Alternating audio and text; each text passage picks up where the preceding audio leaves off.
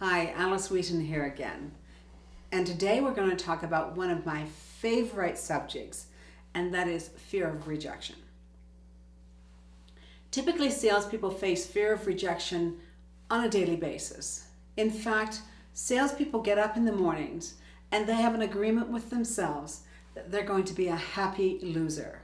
What that means is that they're going to face rejection and still live another day and start all over again. And they're going to be happy doing it. Now, there's not very many professions in the world where people and the experts who practice their profession would volunteer to wake up every day and to be rejected again and again and again. And so most of the rejection that salespeople face is when they are asking clients for something. And in this example I'm going to give you, it's when they ask for an appointment, when they make the call. And as we said in the last video, there's 5 bad mistakes that salespeople make when they're making the call. But when they do make the call and they face an objection, their amygdala that we talked about in the last video, that fear center in the brain, is once again engaged. And it causes a whole raft of problems, such as salespeople talking too much, salespeople talking about themselves, talking about their product, talking too fast.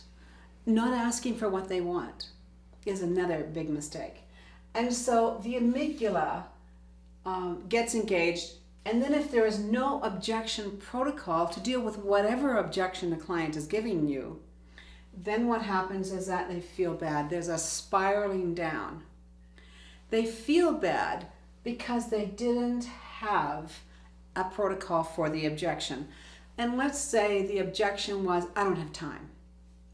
Now, when customers say that or prospects say that, they didn't really mean I don't have time. What they meant was the last 3 salespeople that sat in front of me talked nonstop. They showed up and throwed up. And so they go, shut the bleep up, get the bleep out of my office in their mind. They can't say that, so they have to endure. And therefore, what happens, I have to say now, I have no time. So when you're able to embrace that objection, not handle it, not manage it, but embrace the objection, then you won't feel bad because you'll have success. An example of embracing I don't have time is to simply say, I wasn't meeting this week or even the next. What does the last Friday of the month look like to you? And by the way, I wouldn't want to see me either if I weren't sure that there was going to be great value.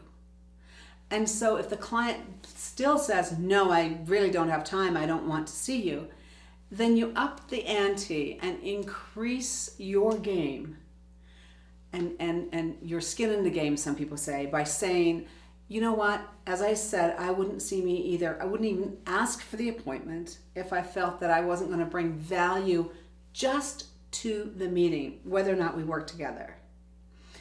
In fact, if we meet and you don't get at least 3 good ideas, I promise to give you a check for $25 to your favorite charity. When you're willing to speak with that high level of commitment, that high level of confidence, then what you've done is you have up-leveled yourself to sales leadership and to client leadership instead of being a one-down type salesperson. And so then what happens is that when you have a protocol, you don't feel bad. You end up getting the appointment. If you don't have a protocol for each and every objection, there's no choice but to feel rejected. And when you feel rejected, then you're not going to pick up the phone the next week, or the next week, and you will probably not be as successful as your counterparts who pick up the phone, make the call, and are willing to be rejected. Thank you for being with me, and until we meet again, good selling. Bye for now.